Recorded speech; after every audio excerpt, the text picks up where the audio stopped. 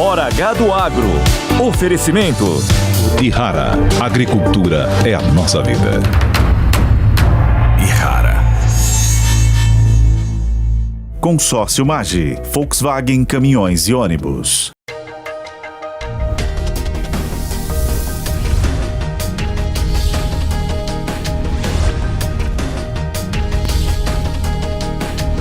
Hora H do Agro, com Kellen Severo. Olá, sejam muito bem-vindos ao Hora H do Agro e nesta edição você vai ver que a aprovação do presidente Lula caiu para o pior patamar em 2 anos, com problemas na gestão econômica e inflação de alimentos. O governo agora estuda medidas para baixar o preço da comida e o agro teme intervenção nos mercados. Você vai ver também que o combustível vai ficar mais caro a partir de hoje, sábado. Aumento de ICMS e reajuste pela Petrobras acendem alerta no agro e já incomoda caminhoneiros. Banco Central eleva a taxa de juros para mais de 13% ao ano no Brasil e novas altas seguem no radar.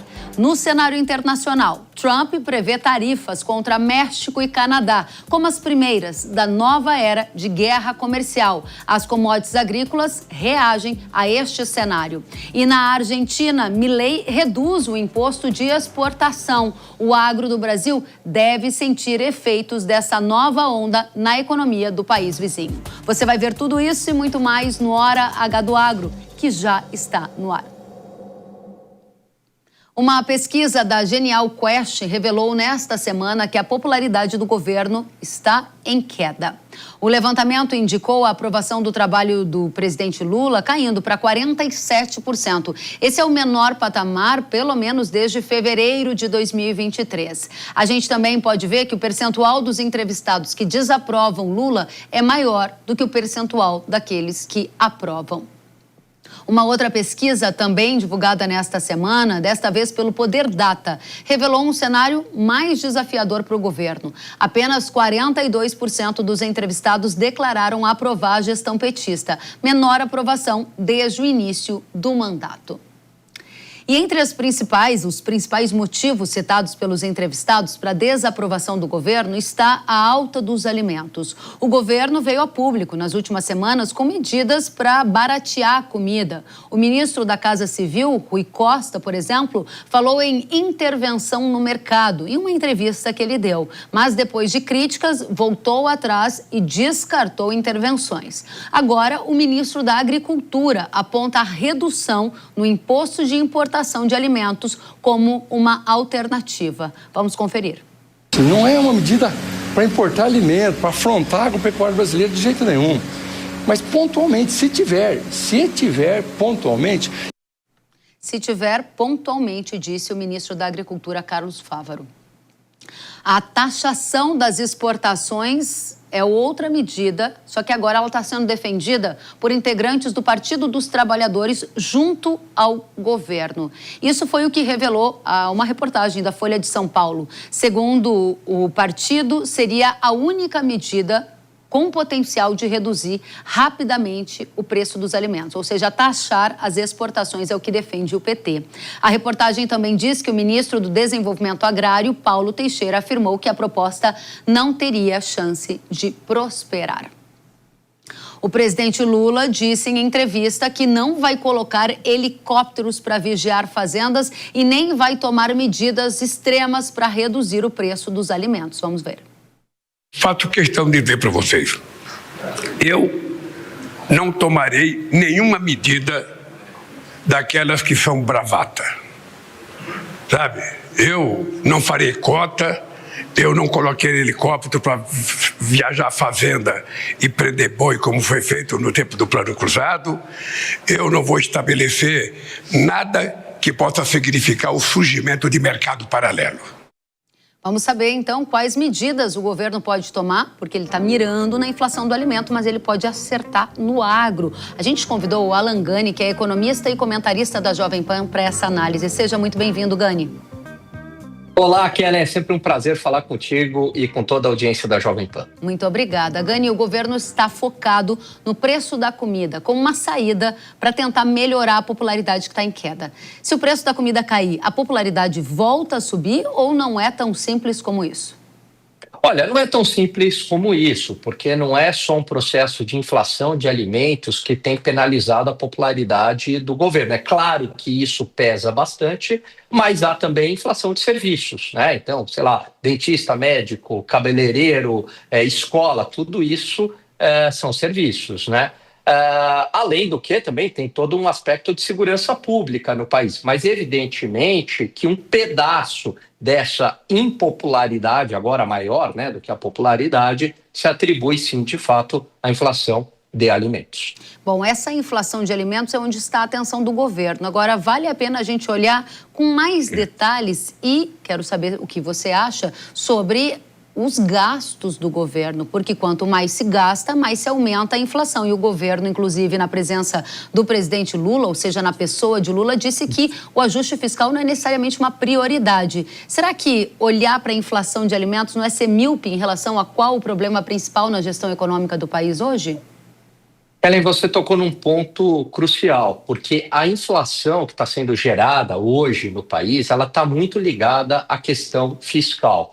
O Banco Central não reconhece isso publicamente nos seus comunicados, isso mesmo com Campos Neto, mas de uma maneira indireta, lendo bem ali nas entrelinhas do comunicado, a gente, juntando as partes, a gente conclui que a inflação está muito ligada à parte fiscal. Por que eu digo isso? Porque o governo ele tem buscado o crescimento econômico através do aumento do gasto público. É aquilo que a gente chama de impulso fiscal. Então, o que seria isso? Isenções fiscais, aumento do próprio gasto, como obras, políticas de transferência de rendas para classes que vão consumir mais, subsídios, enfim. Então, tudo isso, todo este pacote induz a demanda agregada do país, né? Aumenta essa demanda agregada do país de uma maneira artificial. E aí a demanda cresce acima da capacidade de oferta do país, de produção, que basicamente ela no curto prazo está dada, né? Você não consegue aumentar a infraestrutura da noite para o dia. Então isso ocasiona o quê? Pressão nos preços. Além disso, o gasto público piora, né? O endividamento, eleva o risco e tudo isso vai para preço. Vai para preço do dólar, porque o investidor fica com medo. Ele fala, opa, peraí, está aumentando a probabilidade, né, de calote da dívida pública. Não digo agora, mas aumentou o risco, aumentou essa probabilidade. Corro para uma moeda forte, corro para o dólar, aumenta o preço do dólar. Só que quando sobe o dólar, pega em toda a cadeia produtiva do agronegócio. O fertilizante ficou mais caro, uma matéria-prima, um insumo ficou mais caro, um equipamento, etc. Isso é repassado, evidentemente, no preço e aí encarece o alimento. Portanto, o governo tem a sua parte de culpa, sim, nessa inflação de alimentos, dado o elevado gasto público ligado aí a uma fraqueza do ponto de vista fiscal. Bem, dentro desse contexto que você coloca o câmbio, né, a desvalorização do câmbio como um dos fatores que leva a inflação para um patamar mais alto e corrói o poder de renda da população, há uma tentativa do governo de endereçar um problema que hoje ele está chamando a atenção para a inflação dos alimentos. Ao tentar baratear o preço da comida, o governo pode acertar em cheio na competitividade do agro? Em outras palavras, aprovar alguma medida, como a defendida pelo PT, por exemplo, de taxar as exportações agrícolas? Veja, se for nessa direção, vai ser desastroso para o agro e para a sociedade brasileira, né? A interferência no preço é o pior remédio que você pode ter para combater a inflação. Isso já foi, inclusive, testado do ponto de vista empírico. Isso aconteceu no Brasil. A gente teve amostra disso durante o governo Sarney e foi um desastre. A gente acabou indo ali para uma situação de escassez. Durante o governo Dilma, não necessariamente em alimentos, mas em outros preços, energia, gasolina também, houve ali interferência em preços e também foi uma política muito ruim, né? E depois trouxe problemas para o setor, trouxe problemas de crescimento econômico e sem dúvida nenhuma teve que aumentar o preço lá na frente, né? Acabou só jogando o problema para frente e aumentar uma maior magnitude. Por que eu digo isso? Porque o preço, né, ele é um preço de equilíbrio. A partir do momento que o Brasil está inserido numa economia global, Kelly, a gente tem lá o preço do mercado internacional. Se a gente tentar colocar uma tributação, né, para que esse preço fique mais barato internamente em relação aos preços externos, né, eu estou desincentivando o setor exportador. E aí eu tenho um problema. Qual que é esse problema? Ao desincentivar esse setor exportador, talvez caia a produção, caia a oferta, né? E com menos oferta, o que acontece? O preço sobe. Além do que, desincentivando também o setor do agronegócio, você gera menos renda, você gera menos emprego, você gera menos arrecadação para o governo. Então você tem que deixar o preço flutuar. Da mesma maneira que o preço de exportação é mais elevado, ele pode encarecer alguns produtos aqui, é verdade, mas a gente, consumidor, a gente também é importador, né? A gente também é beneficiado por uma série de produtos importados. E no agregado, o setor com preços competitivos na exportação traz negócios para o país, traz desenvolvimento econômico. Pelo menos é o que diz a teoria econômica. Perfeito. Para a gente fechar, Gani, o ministro da Agricultura disse que é uma opção eventual reduzir imposto de importação. De maneira seletiva, isso causaria que tipo de efeito? Por exemplo, chegou-se a falar que esse imposto incidiria sobre o milho. Se tiver o menor imposto de importação sobre o milho, como é que fica o milho do agricultor que já se preparou para semear, que está contando com um preço de mercado livre? Qual é a sua visão? Pois é. Se essa redução do imposto de importação ela for generalizada para todo mundo, né, para toda a cadeia produtiva do agronegócio, for bem comunicada, dá tempo para os agricultores se prepararem, é altamente positivo. Mas aí eu estou falando que é algo geral. Quando eu escolho quais setores terão ali um imposto de importação, Kelly, é um problema.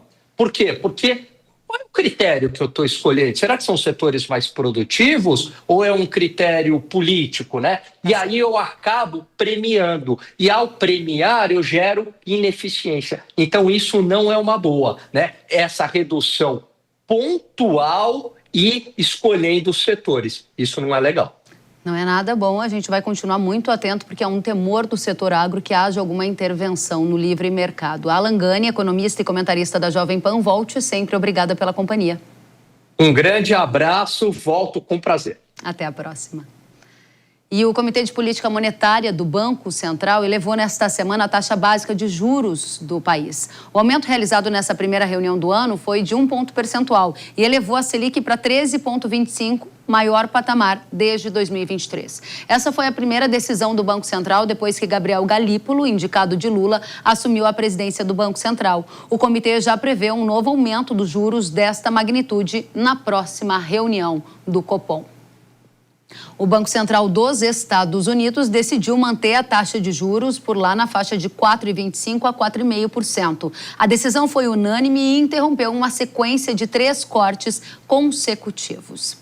Nesta semana, a cotação do dólar ficou abaixo de R$ 6,00, cotada ali ao redor de R$ 5,85. Para o economista André Perfeito, essa queda é reflexo do aumento da taxa de juros aqui no Brasil. Vamos conferir.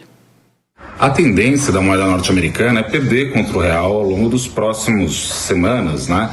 Devido justamente à dinâmica da taxa de juros no Brasil. A gente tem o efeito cumulativo de uma Selic que vem subindo há algum tempo na esteira da contramão, por assim dizer, do resto do mundo, né? O mundo está cortando juros. Os países emergentes, por exemplo, essa semana mesmo a gente teve o corte de juros na África do Sul. Isso tudo aí sugere e coloca mais atenção e atratividade para o real, né? Começa a ficar, vamos dizer assim, caro ficar vendido em reais, ou seja, né, pagar tantos juros, mas tantos juros, que o investidor que queira montar uma posição apostando na queda, tem que imaginar que a queda tem que ser muito forte, dado o patamar de retorno que você tem só no pagamento de juros no Brasil. Isso tudo aí deve conspirar para um fortalecimento da moeda brasileira, mas lembrando que a gente está num ambiente altamente volátil. Tem uma discussão toda a respeito do Trump, de tarifas, e também a respeito do Brasil tem uma discussão fiscal que não está propriamente equacionado. Isso tudo deve trazer esse tipo de tensão, mas, outra vez, né, o efeito do cumulativo dos juros tem seu efeito sim, e isso daí deve apreciar a moeda brasileira. Muito obrigada, André Perfeito. Os combustíveis aqui no Brasil devem ficar mais caros a partir de hoje, 1º de fevereiro, em função do aumento do ICMS. No fim do ano passado, o Conselho Nacional de Política Fazendária, o CONFAS, determinou um aumento do ICMS cobrado sobre a gasolina e o diesel. Segundo a Rayon Consultoria, com a alta do imposto estadual, a expectativa é que a gasolina ao consumidor final tenha um aumento de 9 centavos, com a nova alíquota de imposto significando R$ 1,47. No diesel, o impacto deve ser de 5 centavos, com a nova alíquota de ICMS representando R$ 1,12. Neste sábado, também vai começar a valer um reajuste de preços do óleo diesel. A Petrobras anunciou uma alta do combustível em 22 centavos por litro nas refinarias. Vai lembrar que no ano passado a Petrobras não realizou a alta de preços para o diesel, que estava defasado em relação ao mercado internacional. Em entrevista nesta semana, o ministro de Minas e Energia, Alexandre Silveira, disse que a estatal não vai fazer nenhum tipo de peripécia em relação ao preço dos combustíveis. Essa alta no preço do diesel, motivada pelo aumento do ICMS e agora também o reajuste da Petrobras, deixou os caminhoneiros em alerta e eles temem impactos na cadeia de transporte rodoviários. Os trabalhadores autônomos de transporte de cargas deverão se reunir no próximo sábado, dia 8, para discutir essa preocupação com a alta no preço de combustíveis. Vamos analisar agora a tendência de preço de combustível. Afinal de contas, estamos colhendo a maior safra de soja da história. E óleo diesel é um dos principais formadores de custo de produção. Vai vir nova alta enquanto a gente colhe a safra de soja e se prepara para plantar o milho? Eduardo Melo, Rayon Consultoria, está conosco para essa e outras informações. Seja muito bem-vindo. Obrigado, Kelly, mais uma vez pelo convite para participar aqui do programa. É uma honra ter você conosco e a primeira pergunta é: nós tínhamos uma defasagem do preço do diesel em relação ao mercado internacional. Petrobras anunciou mais de 20 centavos de reajuste, somado agora à alta do ICMS. Temos ainda um diesel defasado a ponto de ter um novo ajuste de preço nos próximos meses? Kelly, eu acho que é importante a gente fazer uma análise de como que a gente começou o ano, né? A gente começou o ano com um câmbio muito depreciado, ultrapassando os R$6, e a gente viu, principalmente com a posse do Donald Trump, às vésperas, né, da posse do Donald Trump, um barril de petróleo que realmente se valorizou bastante, acima de 80, 82 dólares o barril. Isso acabou pressionando, né, ou seja, fazendo com que os preços aqui no Brasil eles ficassem defasados em relação aos preços internacionais. Tá? Essa defasão, falando especificamente do diesel, ela chegou a ser calculada pela gente aqui uma diferença na ordem de 60 a 70 centavos de diferença, ou seja, 70 centavos mais barato do que o mercado internacional. E isso quer dizer que a gente ainda tem espaço, olhando para essa comparação com o mercado internacional, para o diesel subir se a Petrobras desejar colocar em prática a paridade de preços internacionais? Mas o que aconteceu logo após, né? A gente, nas cotações atuais, principalmente, a gente acabou sendo beneficiados, assim pode dizer, com esse recuo do câmbio. O câmbio já começa a ser negociado aí ao redor dos 5,80 e o barril de petróleo, após a posse do Donald Trump, seu discurso mais desenvolvimentista, favorável à indústria do petróleo, principalmente americana, isso fez com que os preços do barril de petróleo recuassem ao mesmo tempo que houve uma valorização cambial.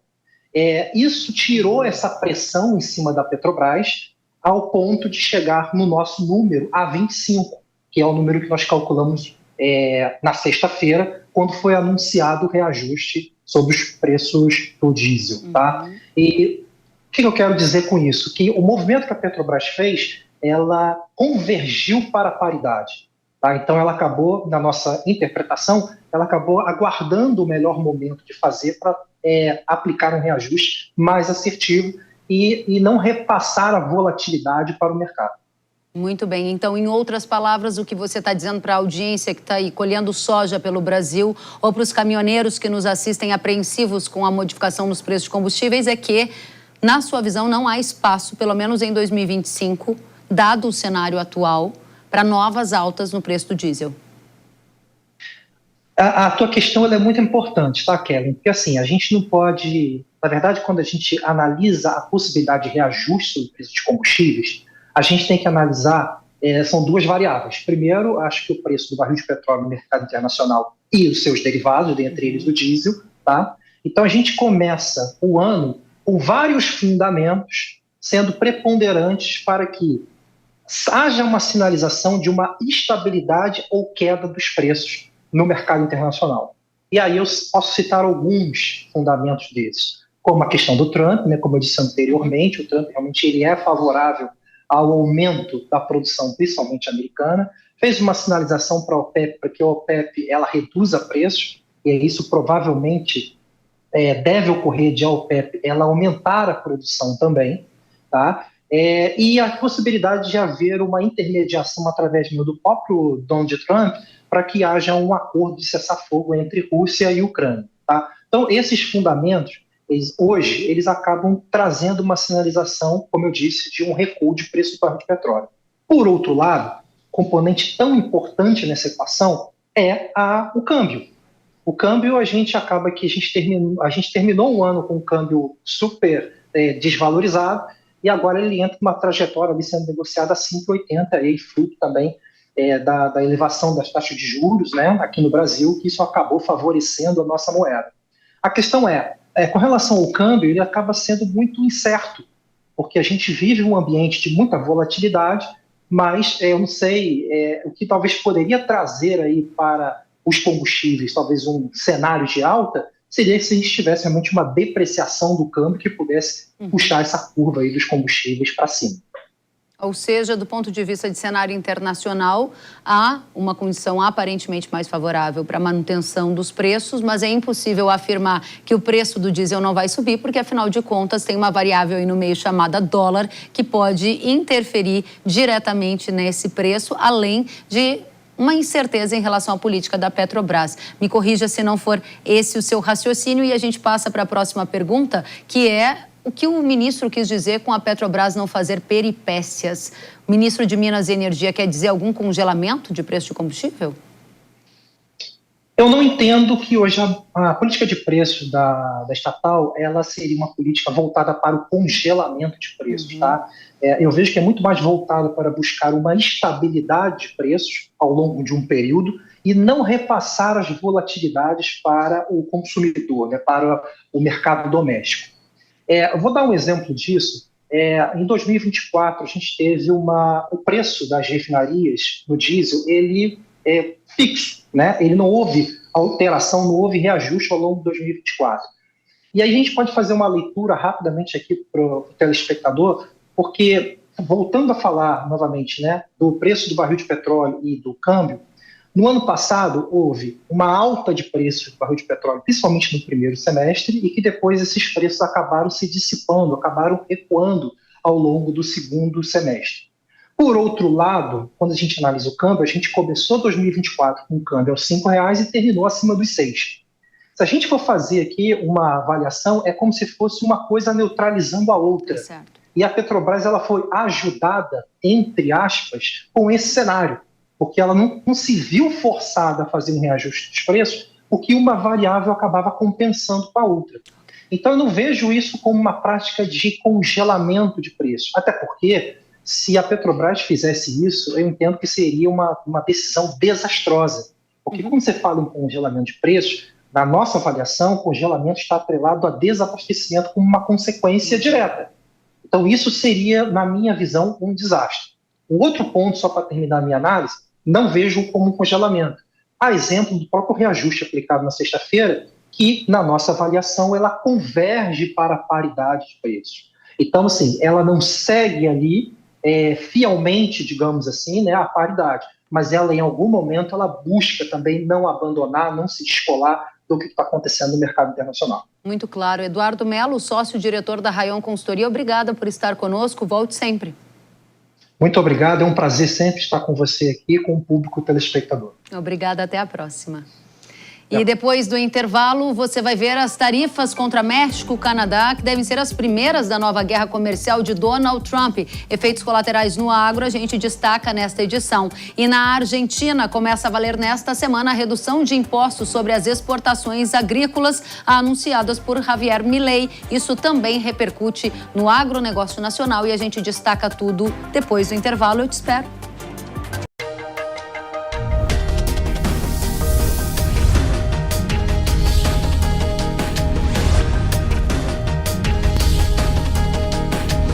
Hora H do Agro, com Kellen Severo. As doenças estremecem os investimentos e o planejamento da safra. Fusão fungicida da Irrara, com a alta performance e o baixo investimento no combate às doenças da soja. Imbatível no controle da ferrugem, mancha-alvo, antracnose, oídio e anomalia da soja. Rápida proteção, máximo desempenho em condições climáticas desfavoráveis. Consistência em alta produtividade comprovada pelos especialistas. Fusão da Irrara, o fungicida da soja que você tem que usar. Produto de uso agrícola. Venda sob receituário agronômico. Consulte sempre um engenheiro agrônomo. Para quem quer investir no campo, confiança é essencial.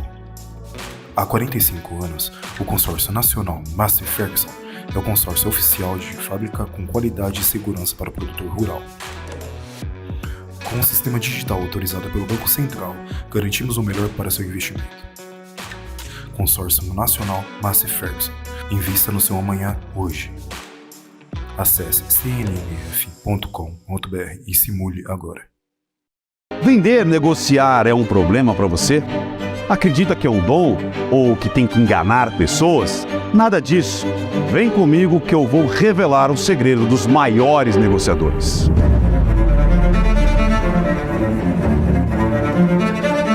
Com o meu curso Engenharia da Persuasão, você vai se tornar um grande vendedor.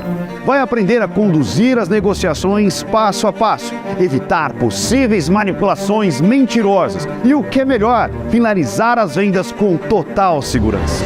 E é claro, você vai aumentar a sua lucratividade através de técnicas imbatíveis da persuasão. Esse curso vai fazer você vender qualquer coisa para qualquer um. Talvez você esteja se perguntando qual o valor do curso. E eu garanto para você, é menor do que o valor da última venda que você perdeu para o seu concorrente. Acesse newcursos.com.br e garanta sua vaga.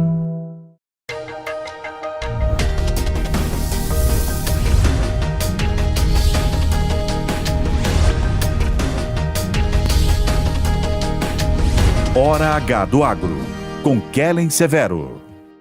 Estamos de volta com Hora H do Agro aqui na Jovem Pan News. O presidente americano Donald Trump voltou a falar sobre as tarifas que pretende aplicar contra o México e o Canadá. A taxação, que segundo o republicano pode ou não aumentar com o tempo, é uma forma de tentar impedir que imigrantes ilegais e remessas de fentanil cruzem as fronteiras para os Estados Unidos. Vai lembrar que na última semana o Trump citou tarifar, os dois países dos vizinhos dos Estados Unidos em 25%. Ele ainda avalia se essas taxações irão ou não incidir, por exemplo, sobre o petróleo canadense e mexicano. Sobre a China, Trump disse que estava considerando novas tarifas sobre os produtos do país de Xi Jinping. Vamos saber o que vem por aí com Adriano Gianturco, coordenador do curso de Relações Internacionais do IBMEC. Gianturco, seja muito bem-vindo. E Trump vai começar a nova era de guerra comercial por Canadá e México? Qual é a sua visão? Olá a todos, obrigado pelo convite. Assim parece, né? É importante lembrar que, do ponto de vista econômico, realmente as tarifas são um jogo de soma nula ou até negativa, acabam prejudicando todo mundo. Os economistas, especialmente os economistas da equipe do Trump, sabem disso. O ponto é, como você muito bem indicou, além da economia, existe uma partida aí geopolítica muito importante. Além da migração, realmente, está entrando muito fentanil, que é uma droga recente, e chegou a matar mais de 100 mil de pessoas, segundo alguns estudos nos Estados Unidos, num jogo entre China, México e Canadá. não seria a primeira vez se tratasse de uma tentativa de desestabilização, como aconteceu nos anos 80, 90, por exemplo, com a cocaína entrando via Colômbia e Cuba. Agora está acontecendo desta forma. Então, tudo indica que ele quer usar essas tarifas para forçar México e Canadá a controlar mais as fronteiras para que não entre nos Estados Unidos fentanil. Dentro desse contexto, você avalia uma retaliação do Canadá e do México? Se sim, em quais produtos principalmente? É possível, obviamente são duas economias menores, mais fracas que os Estados Unidos, então sabem que caso eles retaliem, vão perdendo mais que os Estados Unidos, mas já aconteceu no passado. Inclusive algumas retaliações muito espertas, muito específicas que o Canadá já colocou contra produtos estadunidenses, por exemplo, no caso de ketchup, no caso de whisky e no caso também de outros produtos, mirando especificamente a produtos que são produzidos em algumas regiões onde o eleitorado é prevalentemente conservador. Então, atacando as regiões, a economia de regiões onde as pessoas votaram principalmente para Trump. Visto que pode ser feito dessa forma, é importante notar que, obviamente, pode ser só um jogo de barganha, de negociação. Lembrando que Trump, no seu estilo, no livro mesmo dele, ele fala isso. O estilo dele de negociação é atacar primeiro, dominar, para depois negociar e chegar, talvez, num compromisso. Dentro desse contexto em que a gente observa um modelo de atuação do Trump, que às vezes é jogar lá no alto para chegar num patamar de negociação que seria o de real interesse, o mesmo modelo deve ser aplicado com a China, porque havia uma expectativa de que ele já no começo faria um anúncio de taxas para a China, não fez na posse, não fez uma semana depois da posse e agora foca em México e Canadá e China, fica em segundo plano. Que sinais isso nos dá? Em algum momento chegou a aventar-se a possibilidade de um acordo entre China e Estados Unidos completamente contrário ao que seria uma escalada da guerra comercial com o país asiático. Muito bem. Os Estados Unidos e Trump sabem que, obviamente, o inimigo de verdade, o inimigo número um, é a China. Evidentemente, não é nem México, ainda menos o Canadá. Mas, obviamente, é um osso mais duro, né? É o grande inimigo por excelência, então é bem mais difícil. Eles devem estar, apesar de ter planejado antes, durante a campanha, devem estar planejando isso melhor, também testando o terreno nos bastidores, talvez ver qual o resultado dessas tarifas numa batalha menor vão ter, ou essa ameaça de tarifa, para depois ver como partir para cima para a China, que realmente é o objetivo principal, sendo que, obviamente, por um lado, eles também precisam da economia chinesa, por outro lado, do ponto de vista político, geopolítico, acaba sendo um inimigo. Então, tem que equilibrar esses dois interesses diferentes. Em parte do eleitorado, em parte também da parte industrial produtiva do país. Passamos por México, Canadá, China. Para encerrar, o Brasil. Trump voltou a criticar a intenção dos países dos BRICS de se afastarem das transações comerciais usando o dólar e ameaçou de novo colocar tarifas de 100%. O Lula também já disse que se houver taxação de Trump, o Brasil vai retaliar da mesma forma, ou seja, na mesma moeda. Qual vai ser a relação entre Trump e Brasil neste novo modelo de guerra comercial que se avizinha? Essa do dólar é realmente uma das maiores batalhas atuais, né? Porque realmente os Estados Unidos perdessem este papel de reserva mundial, de moeda comercial mundial, perderia muito. E obviamente aí, quando há uma ameaça deste tipo, ele vem com tudo, ameaçando uma tarifa bem maior de 100%, né? Neste caso. O Brasil no BRICS teve exatamente esta conversa, não está se conseguindo, não é algo muito simples. É verdade que também a moeda chinesa está aumentando o seu papel internacional. Evidentemente, caso tudo isso acontece, caso o Brasil escolhesse retaliar, evidentemente se aplica o mesmo raciocínio, se aplica para México e Canadá. Seria algo negativo para as duas economias, mas muito mais negativo para a economia mais fraca. Na verdade, eu diria que não seria nem uma retaliação do Brasil contra uma eventual tarifa dos Estados Unidos. Na verdade, é o contrário. O Brasil é uma das economias mais fechadas do planeta, números à mão, na minha opinião, e eventualmente, o mesmo Trump citou isso é fato, eventualmente, caso ele aumentasse as tarifas contra o Brasil, seria essa uma retaliação contra o velho protecionismo brasileiro. Muito bem. Adriano Gianturco, agradeço demais pela presença. Adriano, que é coordenador do curso de Relações Internacionais do IBMEC, uma satisfação tê-lo conosco. Volte sempre. Obrigado, até mais. Até a próxima. E agora a gente vai avaliar os efeitos dessa nova guerra comercial para o agro brasileiro com a Pátria Agronegócios. Acompanhe.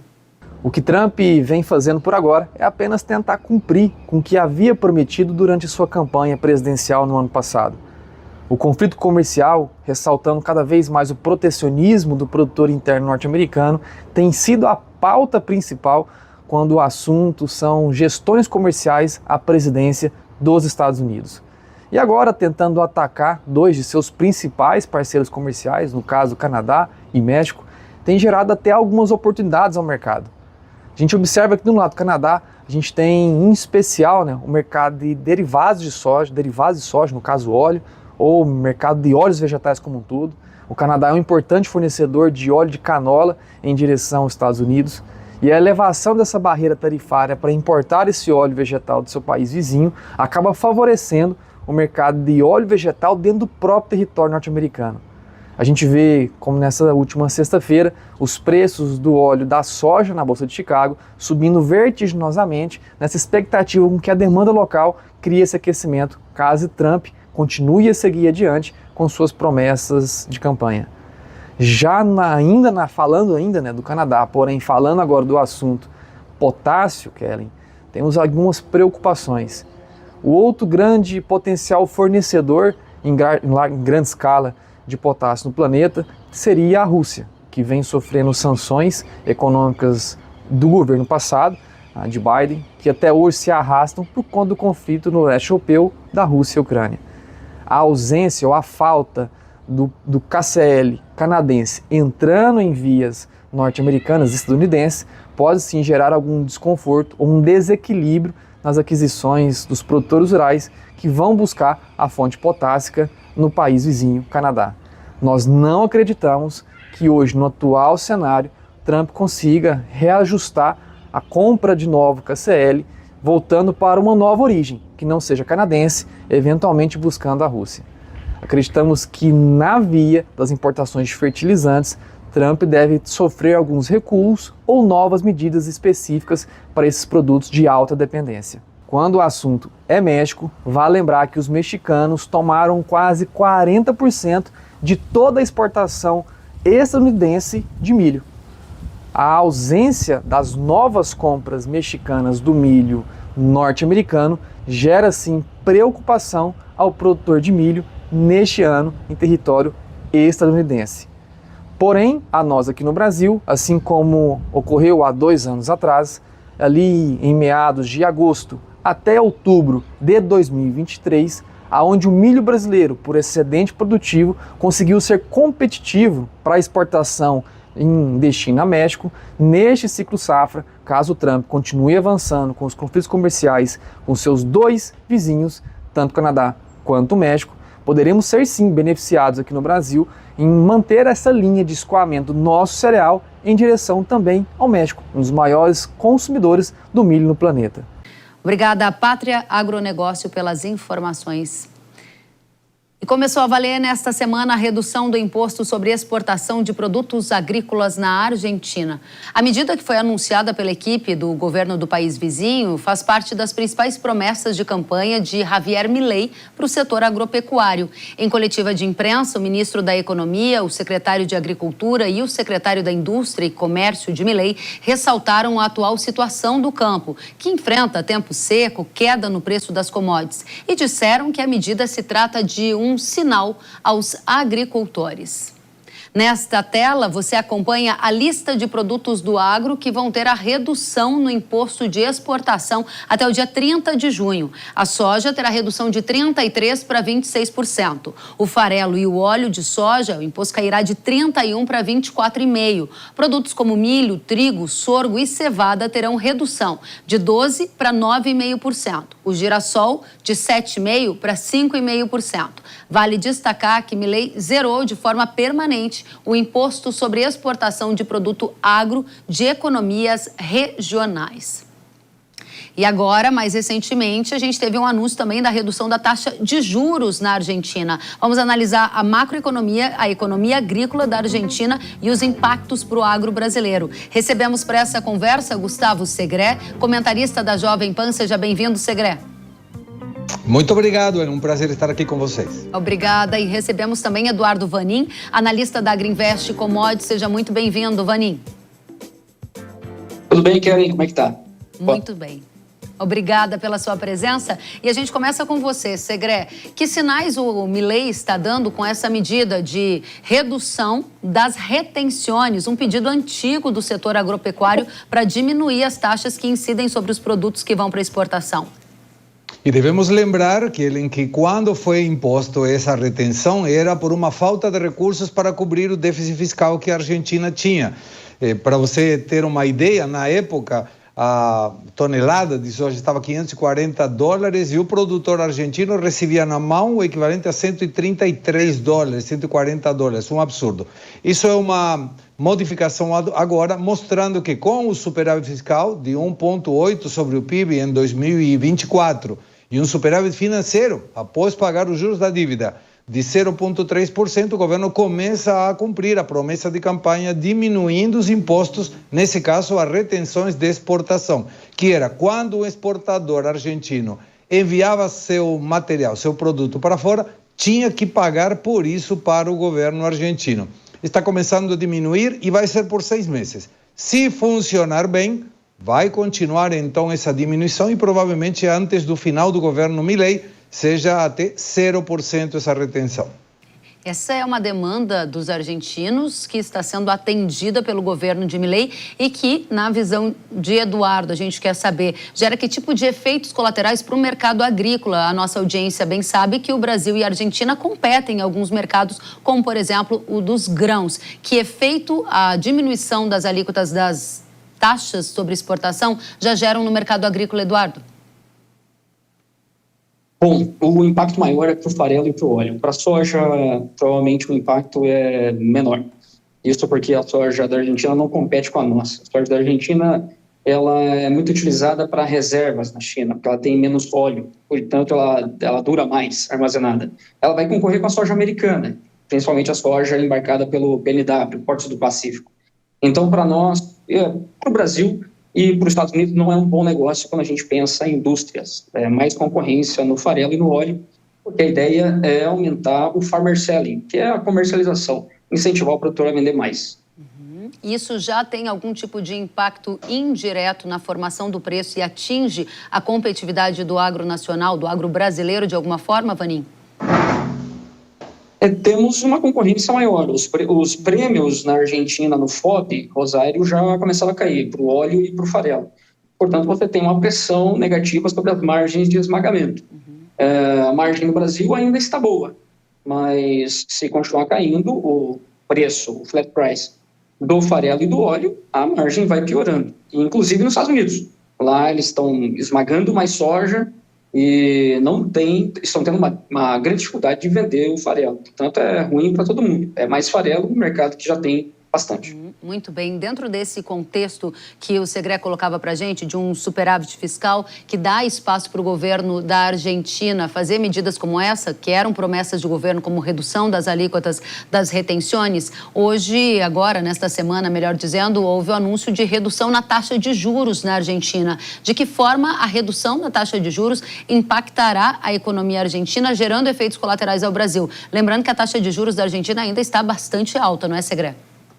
Está alta, mas eles estão fazendo uma coisa com muita criatividade. Estão colocando a taxa de juros sobre a inflação futura.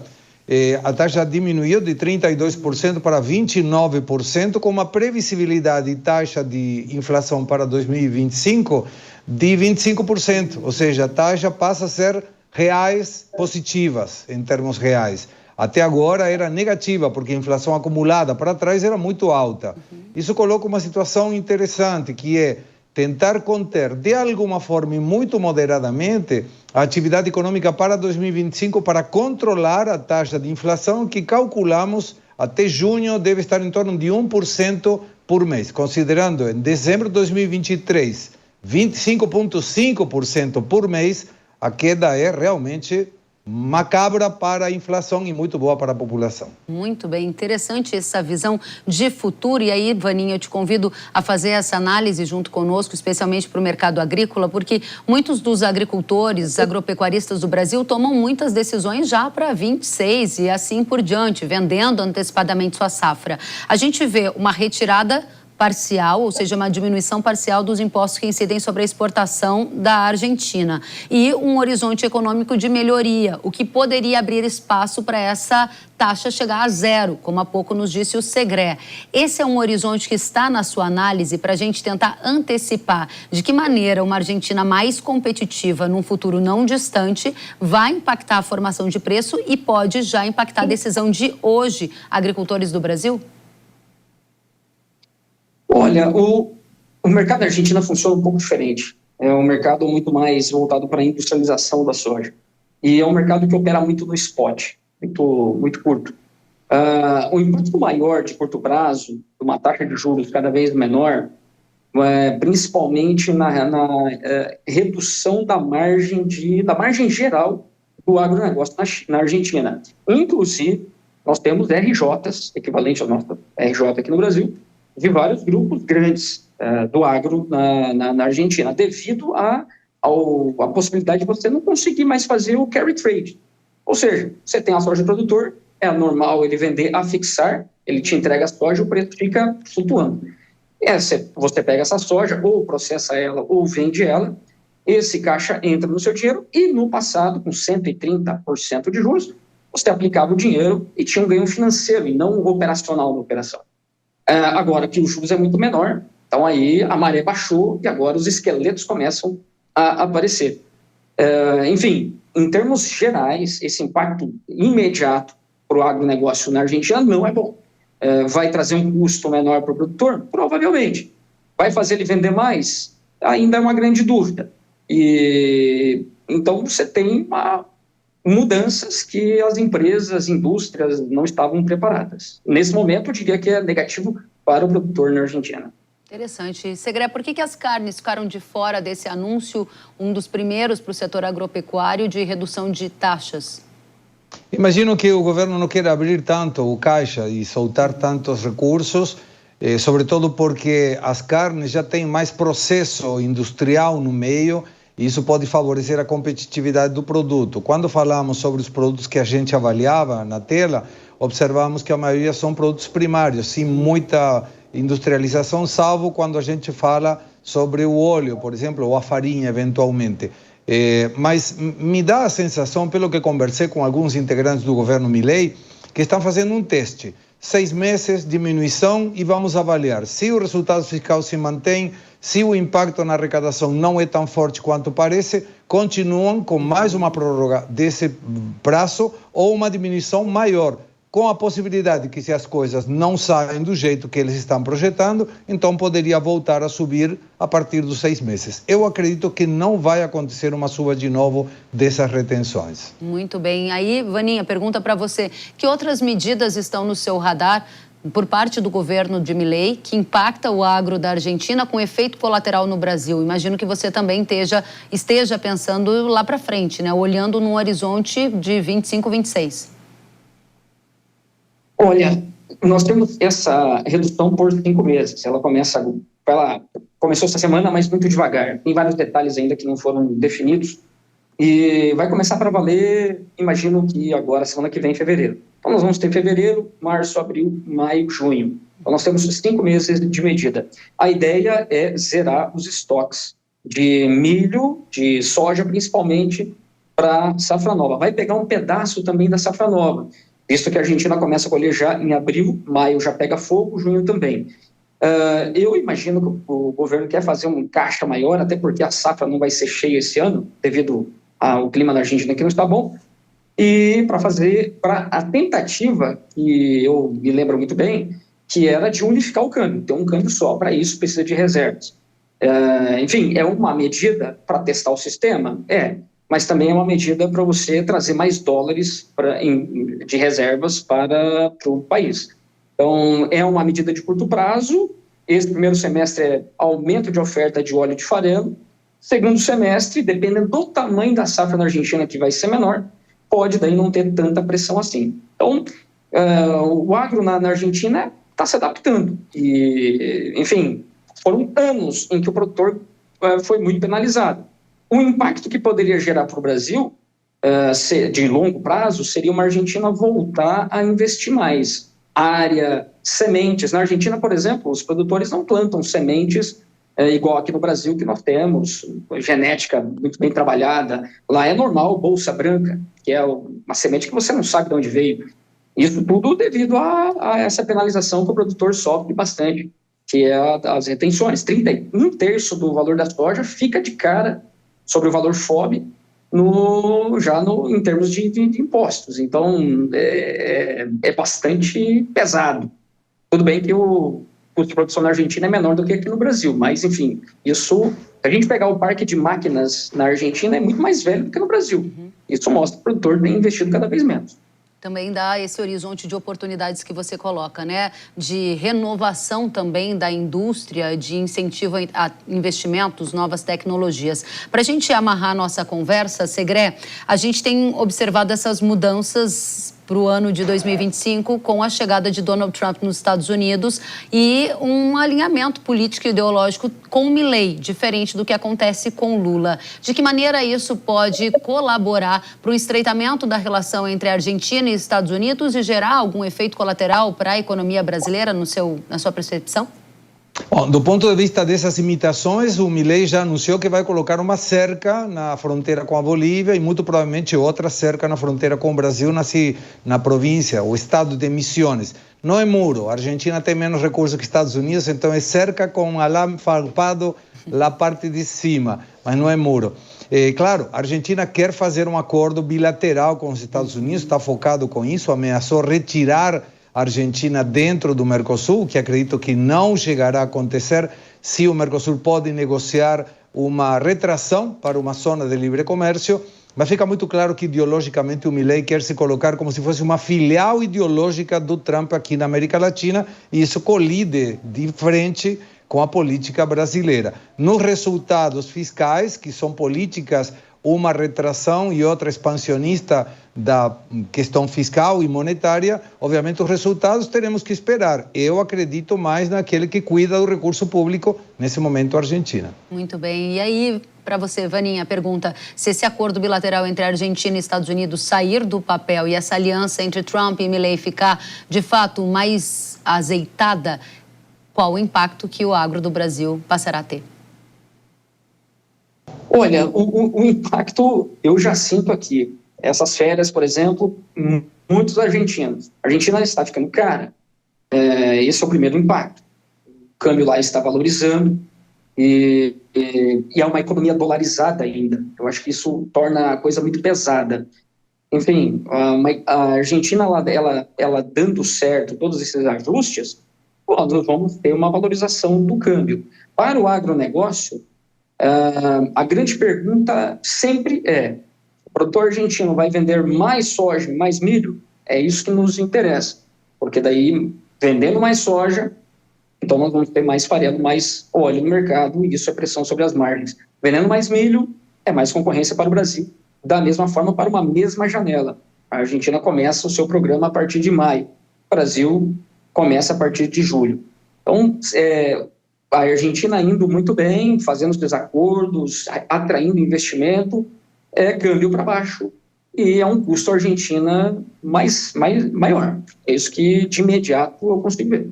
Eu tenho 1 minuto para a gente encerrar, e lá no começo dessa edição do Hora H do Agro, a gente tratou de uma ideia aqui do Brasil, de alas do PT, sobre taxação das exportações do Brasil para ajudar o governo a diminuir a inflação de alimentos. Tema que abriu a edição de hoje, e a gente está fechando aqui com a Argentina, que há anos já taxa as exportações, e a gente vê os resultados que são penalizadores para o setor agropecuário. Segré, o Brasil caminha nesta direção da Argentina do passado, que taxou as exportações, ou é só uma ideia aleatória de alas do PT?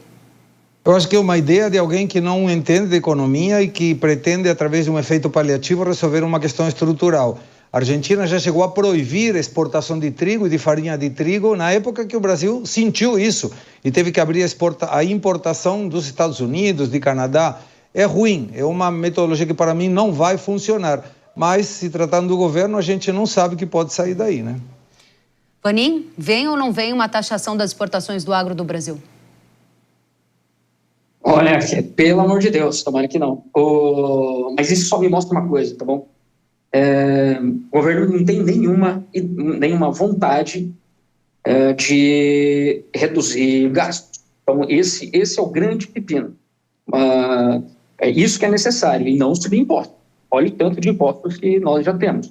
E o sucesso do agronegócio brasileiro só é por isso, porque nós não temos nenhuma tarifa direta na exportação de grãos. Portanto, isso nos coloca em pé de igualdade com qualquer país exportador. É isso que faz do Brasil, do agro, o sucesso que é. Começar a colocar tarifas, a gente já sabe para onde que isso vai. 5% é de começo, e a conta do governo nunca vai fechar.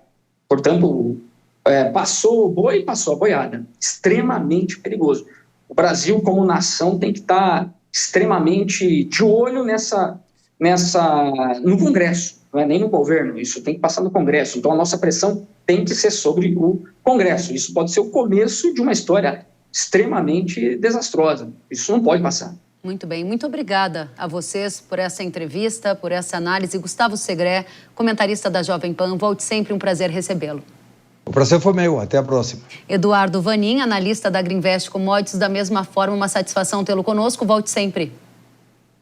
Obrigado a todos, grande abraço, até a próxima. Até a próxima.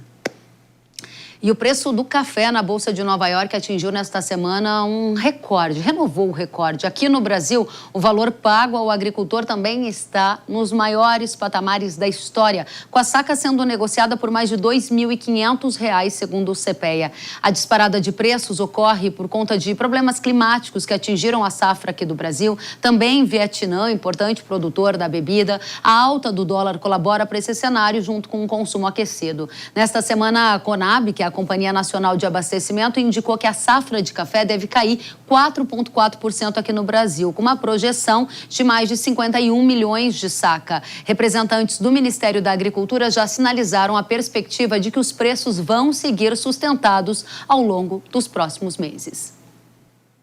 E agora eu tenho um recado para você. Com perdas significativas na produtividade, o bicudo do algodoeiro tem se tornado um grande desafio para os produtores. E nesta temporada de caça, anteceda os danos nas estruturas florais com Chaser, o multipragas mais completo para proteger a produtividade das suas fibras. Chaser paralisa o ataque do bicudo, impedindo a alimentação, e ainda é uma ótima ferramenta para o manejo de resistência contra a praga. Com alta eficiência de controle também para o ácaro rajado e o pulgão, Chaser ainda atua como fungicida para o controle da ramulária. Faça as pragas do algodão temerem a temporada de caça de Chaser. Acesse rara.com.br ou aponte a câmera do seu celular para o QR Code que está aparecendo na tela e saiba mais. O Hora H do Agro de hoje fica por aqui. Muito obrigada pela companhia. Até a próxima. Tchau.